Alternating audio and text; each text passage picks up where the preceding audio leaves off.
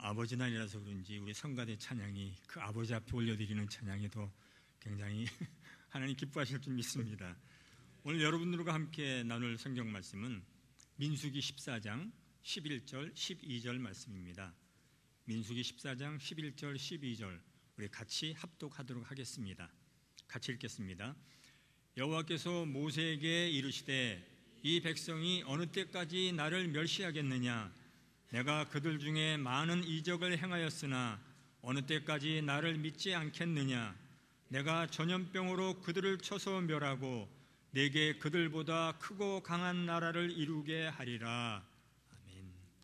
성경은 여러분들 덮지 마시고 좀 펼쳐서 이렇게 놔주시기 바랍니다. 지난 한 달 동안 우리 대한민국은 메르스 사태로 인해서 전 국민들이 불안해하고 공포에 떠는 사회적인 어려움이 있었습니다.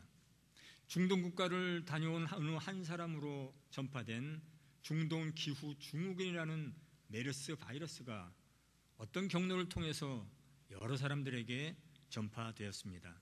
심지어는 어느 한 사람이 30명, 또 다른 한 사람은 80명, 그 한 사람 때문에 80명의 확진자가 결정될 만큼 아주 무섭도록 그런 속도로 퍼져나갔습니다. 사회의 기능들이 거의 어려움을 겪을 만큼 그런 지난 한 달이었습니다. 세계 최고 수준의 의료기술을 자랑하는 우리 국내 안에서 이런 일들이 일어났다는 것이 참 안타깝습니다. 그렇지만 어제를 기점으로 그 모든 발병들이 줄어드는 추세가 되었다는 것은 참 다행스러운 일입니다. 이런 사태를 지나면서 자주 듣는 몇 가지 단어가 있었습니다.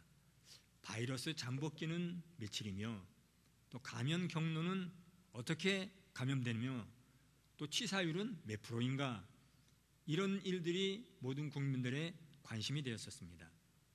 잠복기는 바이러스에 감염된 뒤에 증상이 나타날 때까지의 그 기간을 잠복기라고 말합니다. 바이러스가 잠복기를 갖는 것은 자기 생존 때문에 잠복기를 갖고 있습니다.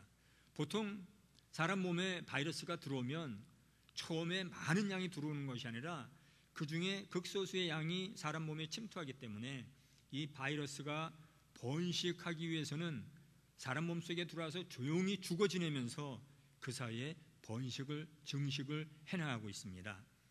이때가 바로 잠복기라는 것입니다. 그런데 이처럼 바이러스가 증식을 해서 우리 몸에 있는 면역체계가 그걸 깨닫고 그때서 막 서로 간에 전쟁이 일어나는데, 대부분의 바이러스는 우리 몸에 있는 하나님께서 만들어주신 이 면역체계 때문에 다 소멸되고 맙니다. 그런데 그 중에 덜어는 증상이 나타나서 병으로 발전되는 경우가 있습니다. 그런데 문제는 그 다음입니다. 증상이 나타나서 병으로 발전되면 그 병을 일으켰던 바이러스는 또 그 사람 몸에서 밖으로 빠져나가려고 한다는 것입니다. 저는 이런 소식을, 이런 얘기를 듣고 깜짝 놀랐습니다. 아니, 어떻게 바이러스가 사람 몸에 들어오면 그대로 있지, 증상이 일어나서 발병하면 또 밖으로 나와서 다른 사람에게 가려고 할까? 근데 실제적으로 그렇다는 것입니다. 그래서 환자로 하여금 기침이 나올 수 있도록 만들어 놓고 그 기침하는 순간을 통해서 밖으로 침방울에 섞여서 튀어나온다는 것입니다. 근데 바이러스는 이런 비말, 사람의 침, 재치기, 이걸 통해서 밖으로 나와서 어느 손잡이나 어디에 딱 붙어 있으면 독자적으로 최소한 20분은 독자 생존할 수 있는 그런 기능을 갖고 있다고 합니다. 그러다가 어떤 사람 몸속에 또 들어가서 잠복기를 거치고 증상이 일어나게 하고, 이런 일들이 계속되는 이것을 전염병이라고 말하고 있습니다. 그런데 이런 돌아가는 상황을 보면 사탄이 우리를 공격하는 것과 어떻게 그렇게 똑같은지 알 수 없습니다. 사탄도 우리 속에 자꾸 생각을 집어넣고 그 사람으로 하여금 하나님을 떠나게 만들고 예배에서 멀어지게 만들고 하나님 없이도 살아갈 수 있는 사람이 되었다고 생각하면 이 사탄은 또 거기서 나와서 다른 사람의 생각에 그 생각을 집어넣는다는 것입니다. 똑같습니다. 저는 우리 교회 성도 여러분들이 어떤 전염병이 오더라도 하나님의 은혜로 하루하루 건강한 삶을 누리시기를 축원드립니다. 여기서 한 가지 질문이 생깁니다. 우리 선악과 이후로 인생은 실패했습니다. 하나님을 거부했습니다. 하나님을 거부한 순간에 우리 속에 들어오기 시작한 그 죄라는 놈이 과연 그 죄에도 잠복기가 있을까? 또 감염 경로가 있을까? 또 치사율이 있는가? 이 질문을 품고 오늘 본문 속으로 들어가 보도록 하겠습니다. 오늘 본문에 기록되어 있는 이 사건의 내용은 지금으로부터 3,500년 전에 일어난 사건입니다. 하나님께서 애굽 땅에 신음하시던 이스라엘 백성들을 탈주시켜서 홍해를 건너고 시내산에 옮겨놓은 이후 거의 1년 동안 시내산 생활을 지냈습니다. 그 1년 동안에 그들은 모든 것을 새롭게 경험했습니다. 그런데 시내산이 그들이 머물 곳은 아니었습니다. 그들이 가야 할 곳이 있습니다. 바로 하나님께서 주시기로 약속하셨던 가나안이 있습니다. 조상 대대로부터 들어오던 아브라함의 하나님, 이삭의 하나님, 야곱의 하나님이라고 불렸던 그 하나님과 시내산에서 나는 너희의 하나님, 너희는 내 백성이라는 언약을 맺고 또 나라의 근본이 되는 법도 제정받고 또 이스라엘 민족들이 생전 처음으로 하나님이 거하시겠다고 만들어달라고 붙어가신 그 성막도 만들어서 봉헌에 올리고 이런 일들을 겪어나간 그 시간이 오랫동안 노예 근성에 젖어 있던 이스라엘 민족들에게는 참으로 필요한 시간이었습니다. 또 인구 조사를 마치고 이제 가나안 정복 전쟁을 할 때 앞에 나가서 싸워야 할 장정 60만 명을 따로 준비시키는 이런 시간들, 그들에게는 새로운 세계를 기다리는 그런 시간들이었습니다. 드디어 성막 위에 구름이 떠오르고 은나팔이 길게 부러지면서 출발 신호가 내려졌습니다. 이동이다! 당시에 거의 200만 명이 넘는 거대한 집단들이 옹기종기 텐트를 치고 살았던 그 길이를 어떤 성경학자가 계산했습니다. 거의 30km에 걸쳐서 퍼져 있었다는 것입니다. 30km면 엄청난 거리입니다. 이 먼 거리에 있는 사람들이 서로가 이동이다, 이동이다 소리치고 출발하기 시작했습니다. 마침내 가나안 정복을 위한 대장정이 시작된 것입니다. 애굽을 빠져나올 때만 해도 자기 목숨 건질라고 불이 나게 쫓겨나오다시피 나온 오합지졸입니다. 그런데 지금은 맨 앞에 법궤가 가고 12지파가 그 뒤를 따라가면서 싸움에 나갈 만한 장정 60만 명이 뒤를 따르고 그 뒤에 또 가솔들 따르고 엄청난 집단의 무리가 가나안 정복을 위해서 출발하고 있습니다. 국민도 생겼습니다. 또 하나님께서 만들어주신 법도 생겼습니다. 이제 그야말로 가나안 땅만 있으면 온 열방들이 유형 국가로 인정하는 하나님 나라, 그들만의 이스라엘을 세울 수 있는 때였습니다. 그런데 바란 광야를 거쳐 가데스 바냐에 이르렀을 때부터 돌이킬 수 없는 비극이 그들 사이에 잉태되기 시작했습니다. 가데스 바냐에서 북쪽으로 조금만 올라가면 바로 가나안 땅입니다. 바로 가나안 턱 밑에까지 하나님은 이 백성들을 인도해 주셨습니다. 그래서 이 지점에서 하나님은 가나안 정복을 위한 정탐꾼을 보내라고 명령을 내리십니다. 각 지파에서 한 사람씩 차출해서 12명의 정탐꾼들이 가데스 바냐를 출발해서 사해 바다를 옆에 끼고 헤브론을 지나고 위로 북쪽으로 올라가서 갈릴리도 지나서 당시에 두로와 시돈인 하맛 바닷가까지 올라가는 긴 길을 거쳐 왔습니다. 지금 제가 말씀드리는 지명이 어딘지는 잘 모르실 겁니다. 그냥 북쪽으로 올라갔다 내려왔다고 생각하시면 됩니다. 드디어 40일 동안의 정탐을 마치고 이제 모세와 아론과 그 백성들이 머무고 있는 진영에 돌아왔습니다. 정탐꾼들이 모세와 아론이 있는 장막에 도착하자마자 수많은 백성들이 같이 모여들었습니다. 그들이 가야 할 가나안 땅에 대한 정보, 가나안 땅은 어떤 땅인가 정탐꾼들의 얘기를 듣기 위해서 모였습니다. 또 거기에는 정탐꾼들이 메고 온 나뭇가지에 메고 온 커다란 포도송이, 석류, 무화과, 보기에도 사막에서는 그들이 애굽 노예 생활에서는 결코 볼 수 없었던 그런 산지 산물까지도 그들 눈에 두고 왔습니다. 정탐을 마치고 돌아온 사람들의 보고는 두 가지로 갈라집니다. 아마 이 12명이 정탐을 마치고 가데스 바네아로 돌아오는 길 가운데 정탐 결과를 어떻게 보고할 것인가에 대한 격렬한 논쟁이 있었을 것입니다. 왜냐하면 너무도 상반된 두 가지의 보고가 나왔기 때문입니다. 자, 그 중에 한 보고는 어떤 보고인가? 우리 성경에서 직접 찾아보도록 하겠습니다. 민수기 13장 25절에서 29절. 제가 화면은 띄우지 않았습니다. 성경을 찾아보시기 바랍니다. 민수기 13장 25절, 29절. 성경을 찾으셨으면 우리 25절부터 29절까지 함께 읽어 나가도록 하겠습니다. 25절부터 읽겠습니다. 40일 동안 땅을 정탐하기를 마치고 돌아와 바란 광야 가데스에 이르러 모세와 아론과 이스라엘 자손의 온 회중에게 나와 그들에게 보고하고 그 땅의 과일을 보이고 모세에게 말하여 이르되 당신이 우리를 보낸 땅에 간즉 과연 그 땅에 젖과 꿀이 흐르는데 이것은 그 땅의 과일이니이다. 그러나 그 땅 거주민은 강하고 성읍은 견고하고 힘이 클 뿐 아니라 거기서 아낙 자손을 보았으며 아말렉인은 남방 땅에 거하고 헤디든 여부스인과 아모리인은 산지에 거주하고 가나안인은 해변과 요단가에 거주하더이다. 그들이 본 가나안 땅은 견고한 성읍들로 둘러싸여 있는 가나안 땅이었습니다. 당시의 메소포타미아 문명, 이 나일강의 문명, 이 문명들을 다 유입해서 엄청난 문화로 발달하고 있었던 땅이었습니다. 그런데 이 보고를 가만히 들여다보면 우리가 비집고 들어갈 땅이 없다라는 사실을 은연중에 말하고 싶어하는 것을 발견할 수 있습니다. 남방에는 아멜렉이 있고 산지에는 헷 족속, 여부스 족속, 아모리 족속이 있고 해변과 요단들에는 가나안 족속들이 있다. 그럼 우리는 어디로 들어갈 것인가? 없다.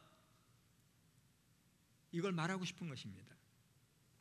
듣는 사람으로 하여금 일말의 기대감까지도 완전히 깨뜨려버리는 그런 말이었습니다. 백성들이 그 말을 듣고 웅성웅성대자 재빨리 갈렙이 나옵니다. 우리가 곧 올라가서 그 땅을 취하자. 우리는 능히 이길 수 있다. 왜 갈렙이 이런 말을 했을까? 정탐을 마치고 돌아오는 길에 격렬하게 토론을 했다는 것입니다. 우리는 이렇게 보고해야 된다. 이게 맞다. 우리는 이길 수 없다. 하지만 갈렙과 여호수아는 아니다. 두 가지 상반된 보고를 지금 우리는 찾아가고 있습니다. 그런데 소수 의견은 그 의견이 아무리 옳다 하더라도 결국에는 다수 대부분의 의견에 묻히고 맙니다. 반대편의 주장이 오히려 더 백성들을 설득하고 그들을 선동하는 말입니다. 그 땅 사람들은 기골이 장대하여 우리가 결코 싸워 이길 수 없다. 그들은 우리보다 강하다. 우리가 그들 앞에 서 보니까 우리는 메뚜기처럼 생각됐다. 그 사람들도 우리를 메뚜기처럼 봤을 거다. 가나안 현지 상황을 두 눈으로 똑똑히 보고 온 사람들임에도 불구하고 해석은 이처럼 엄청난 차이가 있었습니다. 우리는 메뚜기다. 그들은 산지 거인들을 본 순간 저들과는 도저히 싸워서 이길 수 없다는 패배의식이, 절망감이 그들의 생각을 완전히 굳게 해버렸습니다. 어떻게 보면 정탐꾼들의 판단이나 생각이 맞을 수 있습니다. 노예 생활에 익숙해 있던 이 사람들 눈에 비친 가나안 땅은 견고하고 기골이 장대하고 우리 같은 사람하고는 싸워 상대가 안 된다. 맞을 수 있습니다. 그러나 중요한 것은 그들의 생각이 거기까지였었다는 것입니다. 그들에게 가나안 땅을 주시겠다고 약속하신 분이 누구인지 그들은 망각하고 있었습니다. 만약에 갈렙과 여호수아 같은 그 땅은 하나님께서 약속해서 우리에게 주시는 땅이라고 믿었다면 아마 한 가지의 보고가 나왔을 것입니다.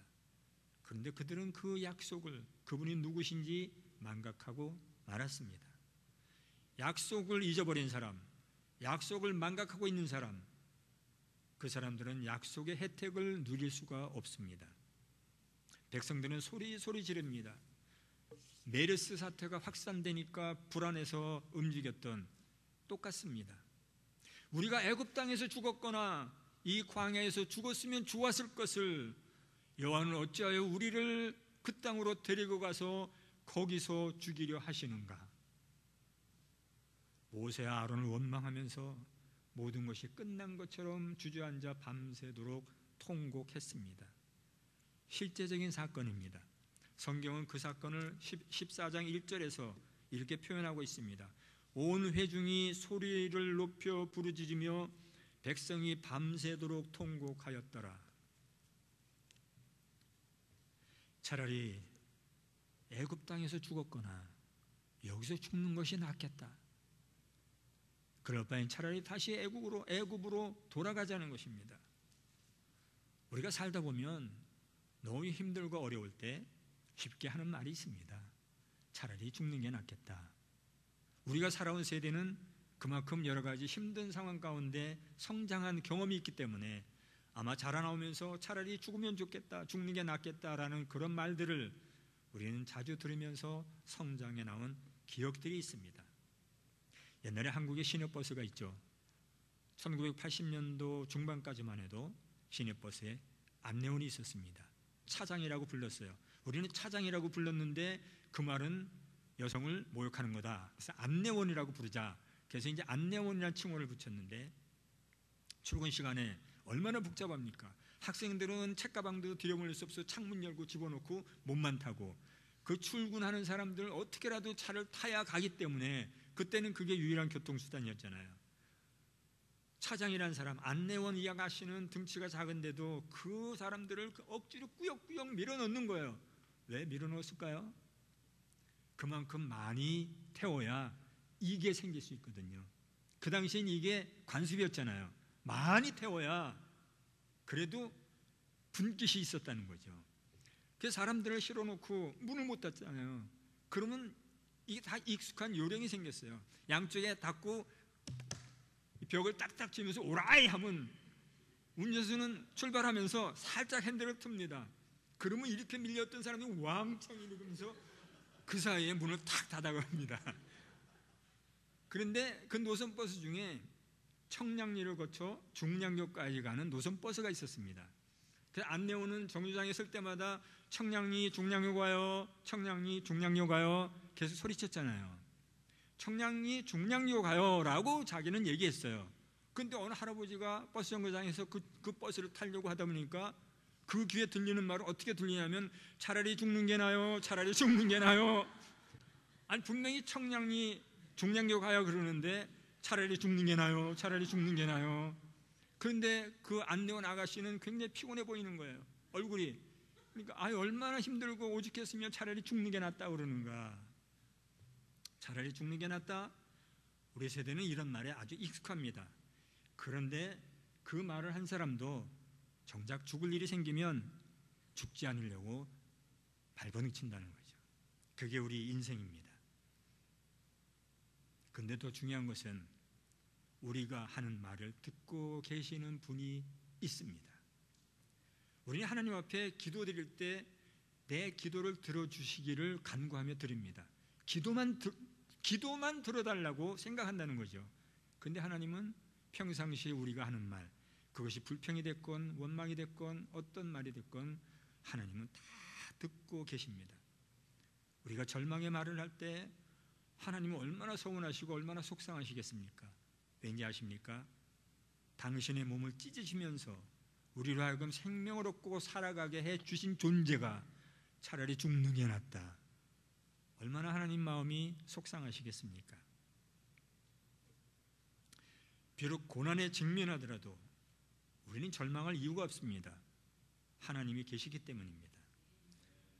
우리가 당하는 모든 역경, 고난, 어려움, 그것들이 비록 우리를 힘들게 하고 때로는 숨을 못 쉴 만큼 우리를 압박한다 할지라도 그 모든 일들은 우리를 더욱 성숙한 지경까지 가꾸어 나가시기 원하시는 하나님의 연단이라고 믿으십시오. 그럴 때 우리는 그 연단 가운데서도 하나님을 바라볼 수 있는 믿음의 폭이 자라는 것입니다. 욥도 그렇게 고백했습니다. 내가 연단 받은 후에는 정금같이 나오리라.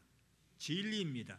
세상이 주는 연단은, 세상이 주는 어려움은 우리 가운데 스트레스를 주고 고통을 주고 우리 마음 가운데 상처를 주지만, 하나님께서 주시는 연단은 비록 우리 마음 가운데 어려움이 있을지라도 반드시 그 다음 단계를 바라보시면서 주시는 거기 때문에 우리는 그 지경까지 올라갈 수가 있습니다.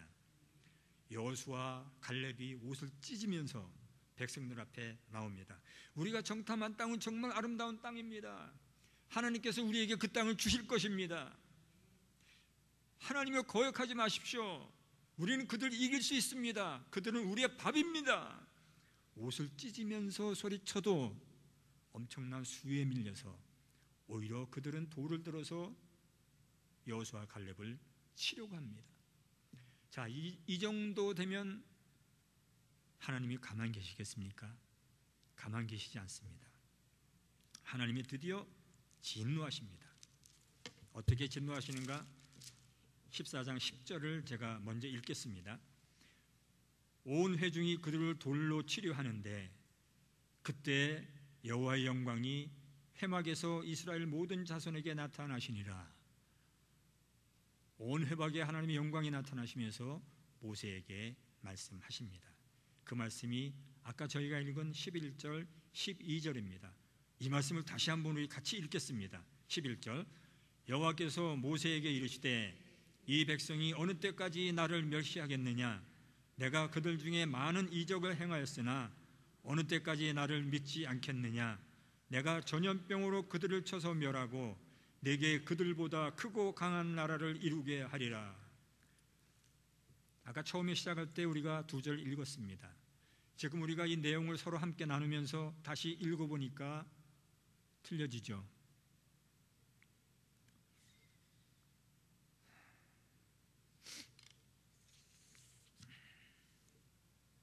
하나님이 참으시는 데는 그 인내에도 한계점이 있습니다. 이 말이 어떻게 보면 하나님을 가볍게 여기는 말씀이라고 할 수 있습니다. 그렇지만 저는 이 말씀을 드리는 이유가 하나님이 참으시는 인내에도 한계점이 있습니다. 하나님이 바라보시는 하나님 나라 백성에게 더 이상 기대할 게 없다고 내리시면 그때 하나님은 진노하십니다. 그게 하나님의 인내의 한계점입니다. 이 백성이 나를 멸시한다. 어느 때까지? 이 어느 때까지라는 이 말 속에는 오늘 같은 일이 비단 오늘뿐만이 아니라는 것입니다. 그 이전에도 여러 번 이런 일이 있었다는 말입니다. 애굽을 탈출하기 직전 그 무시무시한 죽음의 사자가 애굽 집들을 넘어다니면서 뻥뻥 사망의 곡소리들이 울리는데 그 중에서 히브리 민족은 한 사람도 죽지 않고 건너올 수 있는 그런 경험을 했던 사람들입니다. 그런데도 불구하고 홍해가에 이르렀을 때 앞에 바다가 있어서 건너가지 못한다고 애굽에 매장지가 없어서 당신이 우리를 이끌어내어 여기서 죽게 하느냐 길길이 뛰었습니다. 또 출애굽한 지 한 달쯤 되니까 갖고 나온 음식 동떨어질 수밖에 없습니다. 그때 또 그들이 어떻게 부르짖었는가? 우리가 애굽에서 고기 가마 곁에 앉아있던 때와 떡을 배불리 먹던 때에 여호와의 손에 죽었으면 좋았을 것을 왜 이 광야로 인도하여 여기서 우리를 굶어 죽게 하는가? 노예에서 그들이 얼마나 잘 먹었으면 고기 가마 옆에서 고기를 구워 먹고 앉아있을 때라고 말합니까? 또 얼마나 잘 먹었으면 떡을 배불리 먹고 있었던 때라고 얘기합니까? 아닙니다. 그런 것처럼 사실이 아닌 것을 그런 것처럼 말하는 선동하는 무리들의 말입니다. 차라리 죽는 게 낫겠다. 혹독한 애굽의 노예 생활에서 그들은 어쩔 수 없이 피할 수 없이 그 일에 붙들려서 그 일에 매달려서 하루 온종일 허리도 못 펴고 일하는 중에 얼마나 많이 그 마음 가운데 이렇게 살 바엔 차라리 죽는 게 좋겠다. 이처럼 튀어나오는 이 말은 그들의 삶을 통해서 자기도 모르는 사이에 그 생각이 그 마음을 지배하고 있었습니다. 그럴지라도 하나님은 그들이 어떤 불평과 원망을 털어놓아도 낮에는 구름기둥, 밤에는 불기둥으로 그들을 인도해서 여기까지 나오셨습니다.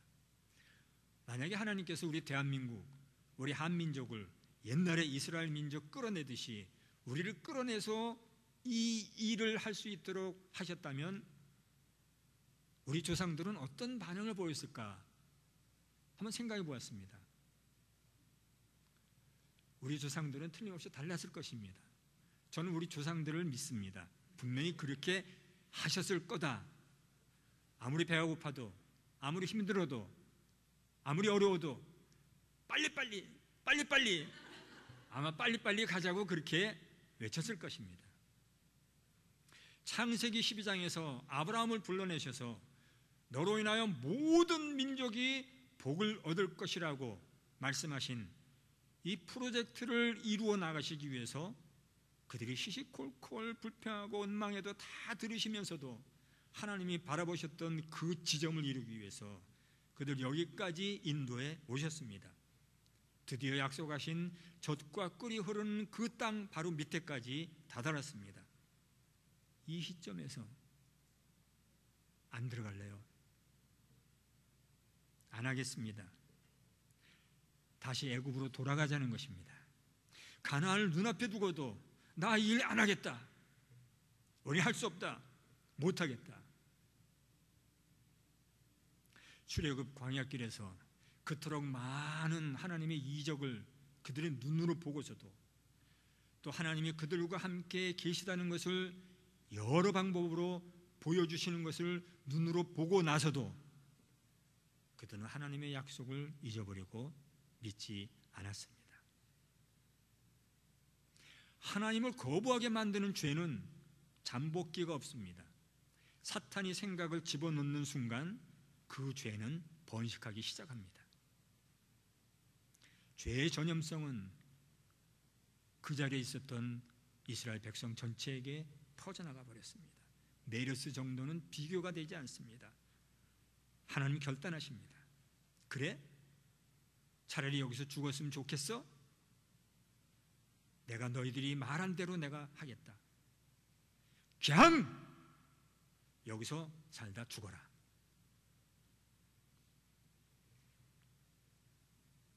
그냥 여기서 살다 죽으라는 것입니다. 내가 전염병으로 이스라엘 전체를 몰살시키고 아브라함과 맺었던 언약도 내가 깨뜨려버리고 모세 너와 다시 시작하겠다. 그냥 여기서 살다 죽으라는 것입니다. 나도 너희를 이끌고 가지 않겠다.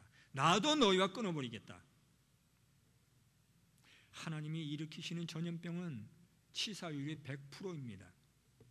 그 중에 어느 누구도 피할 수가 없습니다. 회복 불능입니다. 치료약이 없습니다. 오직 한 가지가 있다면 하나님께 매어 달리는 회개 기도뿐입니다. 자, 모세가 엎드립니다.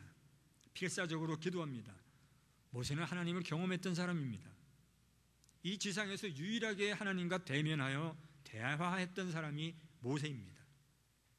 시내산 떨기나무 불꽃 가운데서 하나님을 만난 사람입니다. 애굽에서 애굽 군사 한 명을 죽였다는 것 때문에 미디안 광야로 도망와서 40년 동안 양치는 평범한 사람으로 살아갈 수밖에 없었던 그런 환경 가운데서 그는 끊임없이 하나님을 사색했습니다. 히브리 민족의 하나님은 누군가? Who are you? 40년 동안 광야길에서 양을 치면서 그가 하나님은 끊임없이 하나님을 찾았던 사람입니다. 그 모세를 하나님은 떨기나무 불꽃 가운데서 만나 주셨습니다. I am who I am. I will be who I will be. 나는 스스로 있는 자다. 나는 내가 되고자 하는 대로 되는 나이다. 앞으로 내가 하는 일을 통해서 너는 내가 누구인지 알게 될 것이다. 하나님이 실제적으로 당신이 말한 I am who I am, 그분이 누구신지 이스라엘 민족들에게 행하신 일을 통해서 하나하나 보여주셨습니다. 홍해를 가르고 이스라엘 민족을 맨 땅처럼 걷게 하신 것은 하나님이 어떤 분이신가를 알게 해주신 단적인 예입니다. 모세는 하나님의 마음만 먹으면 못할 일이 없는 분이라는 사실을 알고 있습니다. 이스라엘 민족을 말살시키면서까지라도 하나님은 당신이 누구신지를 나타내시는 분이 하나님이시라는 사실을 모세는 알고 있습니다. 그런 하나님 앞에서 모세가 기도하기 시작합니다. 자기의 생명을 건 기도입니다. 하나님, 그렇게 하지 마시옵소서. 그렇게 하시면 하나님의 명성이 훼손됩니다. 주변 모든 나라가 하나님께서 이 백성을 애굽에서 인도해 내신 이후에 엄청난 능력을 행하시면서 이 백성을 여기까지 인도해 오신 것을 알고 있습니다. 이제 이 백성을 죽이시면 주의 명성을 알고 있는 모든 나라 백성들은 이렇게 말할 것입니다. 아, 그 여호와가 자기 백성들을 그 약속하신 땅으로 들여보낼 능력이 없으니까 이 광야에서 다 죽여버렸구나. 그렇게 하지 마시옵소서. 하나님은 노하기도 더디하시고 인자가 많으셔서 죄와 허물을 사해 주신다고 하신 분이 하나님이시니 우리가 애굽 땅에서 여기까지 이르도록 우리의 죄를 용서해 주신 것처럼 지금도 용서해 주십시오. 당시에 그 지방에 있던 팔레스타인 가나안 전체에 있었던 그 족속들은 이스라엘 민족들의 대이동, 그 상황, 어디로 갈 것인가 두려워하고 주시하고 있었습니다. 그들은 이제껏 그 민족을 이끌고 오시는 그들의 신처럼 엄청난 능력을 행하신 그 어떤 신도 보지 못했습니다. 이스라엘이 광야에 진을 치고 있는 모습만 보아도 두려워 떨고 있는 그들 앞에서 이스라엘 민족을 몰살시키시면 위대하신 하나님의 명성이 훼손됩니다. 모세는 하나님의 마음을 움직이는 기도를 하고 있습니다. 하나님을 경험한 사람들은 기도가 다릅니다. 자기의 이익을 위해서 구하지 않습니다. 하나님이 어떤 기도를 좋아하시는가, 어떤 기도를 들으시는가, 하나님의 마음을 움직일 수 있는 기도를 합니다. 철저하게 하나님 중심으로 기도합니다. 목숨을 걸고 드리는 진정한 회개와 눈물은 하나님의 마음을 움직이십니다. 마음을 바꾸십니다. 그래서 어떤 결정을 내리시는가? 우리 민수기 14장 26절부터 29절까지 같이 한번 읽겠습니다. 민수기 14장 26절부터 29절까지 모세의 기도를 들으시고 하나님께서 내리신 결정, 어떤 결정인가? 26절부터 같이 읽겠습니다. 여호와께서 모세와 아론에게 말씀하여 이르시되 나를 원망하는 이 악한 회중에게 내가 어느 때까지 참으랴? 이스라엘 자손이 나를 향하여 원망하는 바 그 원망하는 말을 내가 들었노라. 그들에게 이르기를 여호와의 말씀에 내 삶을 두고 맹세하노라. 너희 말이 내 귀에 들린 대로 내가 너희에게 행하리니 너희 시체가 이 광야에 엎드려질 것이라. 거기까지 읽겠습니다. 하나님은 이스라엘 백성들이 원망하는 말을 다 들으셨습니다. 차라리 여기서 죽었으면 좋겠다. 그들의 말을 다 들으셨습니다. 너희들이 말한 대로 해주겠다. 그냥 여기서 살다 죽으라. 너희들 시체가 이 광야에서 차고 넘칠 때까지, 다 소멸될 때까지 40년을 여기서 그냥 살다 죽어라. 여기에 광야 40년의 비밀이 있습니다. 우리는 보통 광야 40년 하면 이스라엘 백성들이 가나안을 정복하기 위해서 걸린 시간을 40년이라고 생각합니다. 그렇지만 그것이 아닙니다. 이스라엘 백성들이 그 땅에 안 들어가겠다고 하셨기 때문에 그렇다면 너희들은 가데스 바냐 여기서 먹다 살다 죽으라고 내리신 징계의 기간이 40년입니다. 정작 요단 동편을 점령하고 요단강을 건너서 가나안 땅을 정복하기까지는 불과 얼마 시간이 걸리지 않습니다. 정탐꾼 사건으로 야기된 하나님의 반응, 과연 하나님은 왜 이스라엘 전 민족을 몰살시키려고 했을 만큼 그 하나님의 반응은 구약 성경 전체를 훑어봐도 가장 중대한 사건 중에 하나입니다. 하나님이 이스라엘 나라를 세우시는 목적이 있었습니다. 선악과 사건 이후로 인간은 하나님을 거부하고 출발했습니다. 하나님을 거부하고 출발한 인류 역사 속에서 한 사람 아브라함을 불러내서 하나님의 유형국가인 이스라엘을 세워서 하시려는 일이 있었습니다. 하나님은 이스라엘을 모든 열방이 벤치마킹하는 나라로 세우시길 원하셨습니다.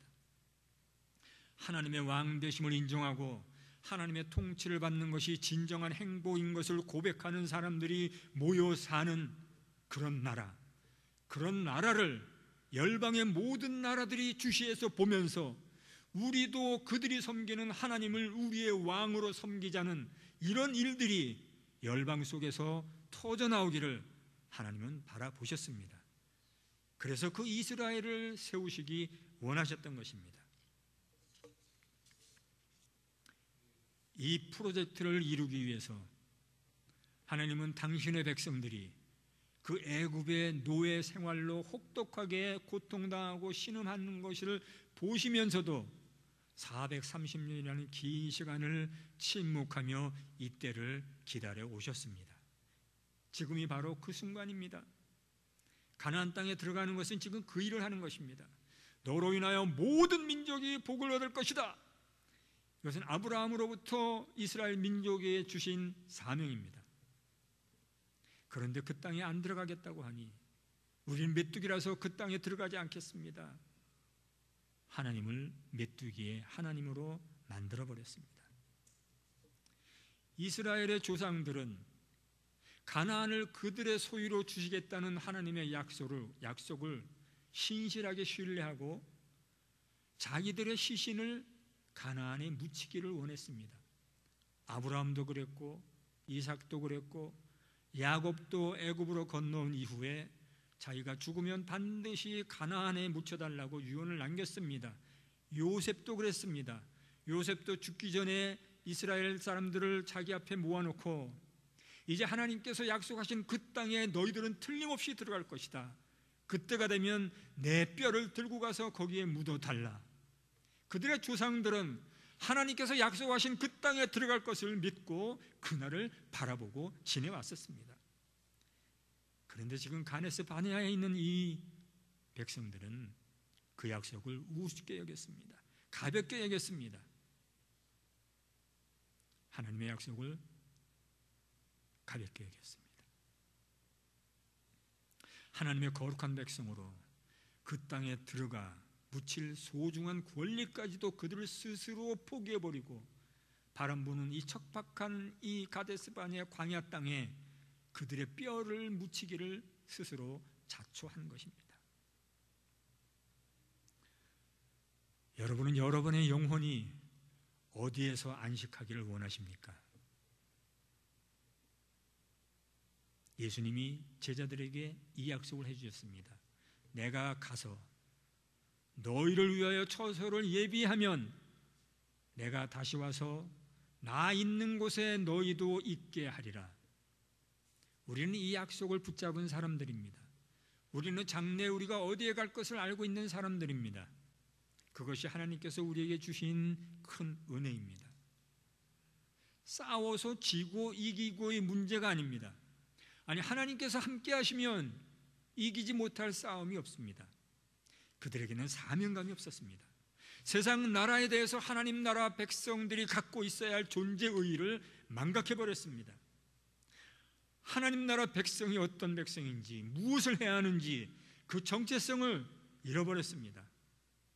역사 속에서 세계 인류의 역사는 흘러가는데, 하나님을 거부하는 인류는 역사는 흘러가는데, 그 역사 속에서 하나님 나라 백성이라고 말하는 내가 무엇을 해야 할 것인가, 무엇을 해야만 하는 존재인가, 그 정체성을 잃어버렸습니다. 그냥 목표 없이 살아오고 거기까지 따라왔습니다. 이스라엘 백성들은 아무것도 하는 것 없이 바람광야 일대를 이리저리 옮겨다니면서 살았습니다. 38년 6개월 동안을 특별하게 하는 일도 없이 먹다 죽어갔습니다. 정확히 38년 6개월입니다. 날수로 계산하면 14,500일. 하루에 얼마나 죽어나갔는지 아십니까? 남자 장정 60만 명, 거기에 비슷한 또래 여자 적어도 120만 명 이상이 38년 6개월 14,500일 동안 죽어나갔습니다. 하루에 85명꼴로 죽어나갔습니다. 우리가 활동할 수 있는 낮 시간을 12시간으로 봤다면 시간당 7명, 8명이 죽어나갔습니다. 10분도 채 되지 않는 시간에 곡소리가 나고 또 곡소리가 나고 또 곡소리가 나고, 이런 삶을 38년 6개월 동안 살아가야 했습니다. 아침 먹고 점심 먹고 저녁 먹고 또 아침 먹고 점심 먹고 저녁 먹고, 그들이 한 일들은 먹다 죽는 일밖에 없었습니다.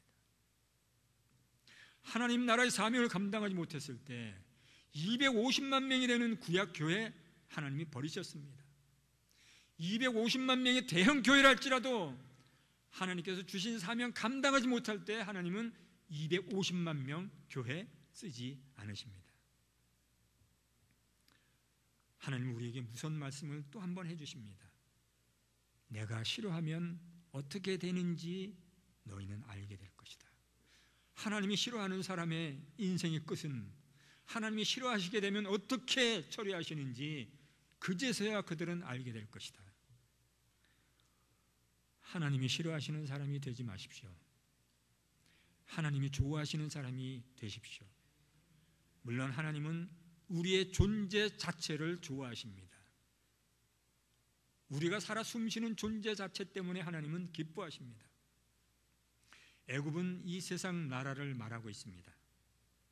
이스라엘 백성이 광야에서 실패한 것은 애굽 생각을 완전히 그들 내면에서 떨쳐버리지 못했기 때문입니다. 늘 애굽 생각을 가슴에 품고 있었습니다. 비록 노예 생활이라 할지라도 그때가 더 좋았다는 그 생각을 떨쳐버리지 않았다는 것입니다. 애굽은 하나님이 없는 삶이었습니다. 고통의 삶이었습니다. 애굽에서 나왔다면 다시는 애굽을 그리워하지 마십시오. 애굽이라는 잠복기를 우리 내면 속에 그냥 두지 마십시오. 우리 열방을 하나님께로 오게 하시기 위해서 하나님이 한 사람 한 사람 택해 주신 하나님의 거룩한 백성입니다. 하나님께 부름받았다는 것, 택함받았다는 것, 이것은 엄청난 축복이며 가문의 영광입니다. 왜 가문의 영광인지 아십니까? 나로부터 시작되는 우리의 후손들은 핫시성을 가진 가문으로 계속 흘러갈 것이기 때문입니다. 그것이 우리에게 주신 영광이고 명예입니다. 누가 가나안에 들어가는가? 하나님은 나를 왜 이 땅 가운데 두시는가? 누가 모델이 될 수 있는가? 하나님과의 관계가 1대1로 해결된 사람만이 하나님이 쓰시는 모델이 될 수 있습니다. 우리 속에는 누구나 다 개성이 있습니다. 우리의 자라오는 인생을 통해서 형성된 개성입니다. 그런데 형상도 있습니다. 우리가 하나님 앞에 붙어 있으면 우리가 그동안 우리 내면 속에 있었던 개성 다 사라져버리고 오직 하나님의 거룩한 형상과 모양만 남게 됩니다. 회복된 하나님의 형상으로 성도라고 불리는 우리는 무엇을 해야 하는가? 나는 하나님 앞에 아무런 존재도 아닙니다. 내 속에는 의의가 없습니다. 나란 존재가 무엇인지를 진실로 깨닫고 하나님 앞에 애통하며 눈물로 고백할 수 있는 사람이 하나님과 1대1로 관계가 회복된 사람입니다. 그런 사람만이 내가 싫어하는 다른 사람 내면 속에 있는 그 사람도 어찌할 수 없어서 그렇게 행동할 수밖에 없는 그 죄들을 보고 오히려 나도 애통하며 그를 위해서 기도해 줄 수 있는 사람이 될 수 있습니다. 우리 갈보리 성도 여러분 모두가 우리가 그런 사람이 될 수 있다면 하나님은 우리 교회를 통하여 기뻐하실 것입니다. 하나님은 우리가 일하기를 기대하십니다. 대단한 일을 기대하시는 게 아닙니다. 우리가 하지 못할 일을 기대하시는 것이 아닙니다. 우리가 살아가는 삶의 모습을 다른 사람에게 보임으로써 그 사람으로 하여금 하나님이 어떤 분이신지 알게 해줄 수 있는 그 일 하나를 우리에게 기대하고 계십니다. 우리는 그 하나님의 기대를 채워나가야 하는 사명이 있습니다. 우리가 서로 함께 손을 잡고 때로는 우리 이웃들의 아픔 때문에, 때로는 우리 교회들의 어려움 때문에 그렇게 살아갈지라도 내게 주신 그 사명을 우리가 이루기 위해서 함께 돕고 살아간다면 우리 갈보리 교회는 진정 하나님이 기뻐하시는 교회가 될 것입니다. 그런 일을 겪으면서 우리 모두는 하나님을 마음껏 찬양하는 예배 공동체 안에서 살아가게 될 것입니다. 우리는 태어날 때부터 여기서 만날 운명을 갖고 태어났습니다. 여러분 그런 생각 해보지 않습니까? 하나님이 하시는 일은 결코 우연이 없습니다. 우리가 이것을 믿는다면 오늘 우리가 이 자리에 앉아있는 이 자체도 이미 태어날 때부터 하나님께서 계획해 놓으신 일정 가운데 있다고 우리는 고백해야 됩니다. 앞으로 우리 인생이 어떻게 될지는 모릅니다. 그렇지만 어떻게 될지 모르는 그 인생 자체도 하나님은 계획하신 대로 이끌어 나가신다는 분명한 사실을 우리는 잊어서는 안 됩니다. 여러분이 오늘 하나님의 은혜로 살아가고 있다면 고백한다면 우리에게 주시는 사명을 감당하는 성도로 살아가시기를 부탁드립니다. 우리 기도하겠습니다. 살아계신 아버지 하나님, 하나님 나라 사명 감당하지 못하겠다는 사람하고는 하나님 더 이상 일하지 않겠다고 선언하셨습니다. 아버지, 이 마지막 때 우리에게 주신 사명이 있습니다. 하나님 나라 백성의 존재 의의를 우리가 잊지 않게 하여 주시옵소서. 우리 한 사람을 통해서 또 다른 사람을 구원해 주시기 원하시는 그 하나님의 그 마음을 우리가 잊지 않게 하여 주시옵소서.